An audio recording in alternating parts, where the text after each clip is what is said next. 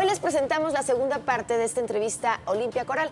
¿Cómo llegó de ser una víctima porque se divulgara un video íntimo suyo a convertirse en una activista que ha cambiado a México y cambiará al mundo? Pero ¿qué es eso que tú no pudiste tener y ahora quieres que todos tengan?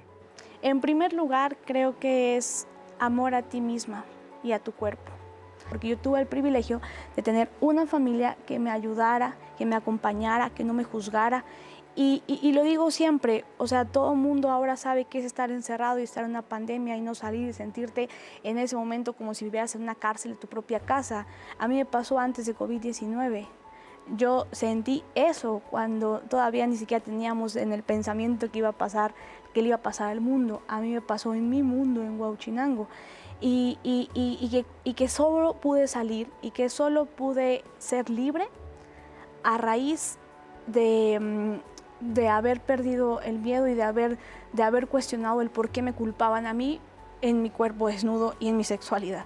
Entonces, creo que para mí es muy importante que otras mujeres lo vivan en menos tiempo y que este privilegio que yo tuve de estar acompañada y de no ser juzgada, pues ojalá sirva justo para hacer menos doloroso la forma en que ellas lo están viviendo. ¿Qué pasó entre cambiar al miedo de bando y decir, yo voy a cambiar el país? Porque además me decías antes de la entrevista que sin saber qué, pero sentías y sabías que algo no estaba bien.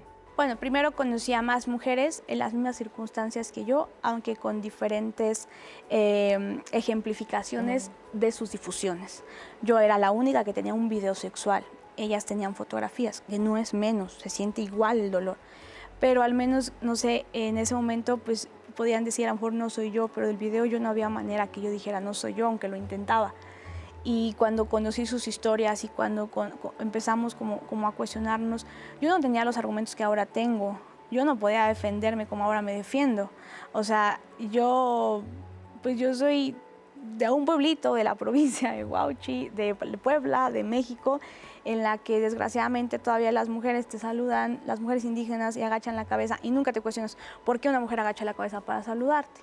Entonces yo no sabía por qué, como que todavía no entendía por qué, pero algo me decía, esto está mal.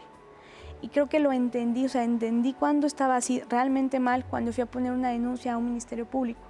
Cuando dije, bueno, esto está mal, no sé qué onda, no sé qué pase. Me acuerdo que busqué en internet intentando ver qué me pasaba y lo primero que encontré fue la palabra revenge porn, porno venganza.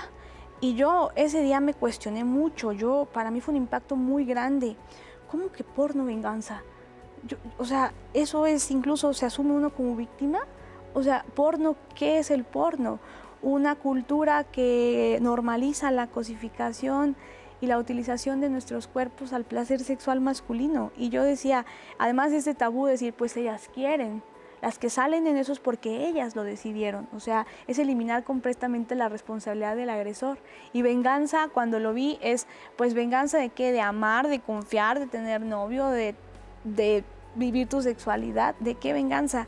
Entonces fue como, no es porno ni es venganza, esto es un tipo de violencia. Y cuando yo llegaba a las instituciones o cuando yo llegaba a defenderme me decían, ¿cómo? ¿Voy a hacer una cárcel virtual o cómo? ¿Cómo una violencia en tecnologías? Si yo no lo puedo ver y no lo puedo tocar, no existe.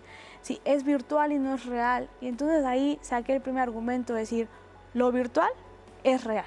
Dije, la violencia digital, la violencia sexual en internet es como si violaran tu cuerpo cada vez que lo difunden, cada vez que se burlan, cada vez que se mandan packs, cada vez que se mandan nudes, cada vez que se cosifican o que incluso se masturban con tus fotografías sin tu consentimiento. Es como si te estuvieran violando sin tocarte y sin penetrarte.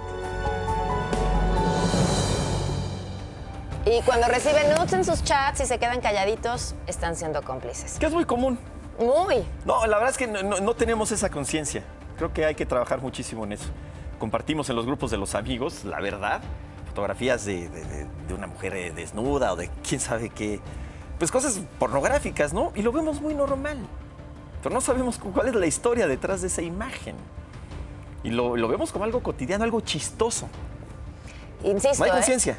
Síganlo haciendo, al día siguiente la que les va a llegar es una foto de una de sus hijas o de su pareja o de su hermana y entonces ya no les va a parecer tan divertido. Yo creo que siempre el procurar ponernos en los pies de los demás puede cambiar las cosas. En serio, cuando nosotros, si yo recibo una imagen, digo, es que esta podría ser mi mamá, mi hermana, mi esposa. Es eso, ponernos a ver, ¿quién es esta señorita? ¿Tiene familia?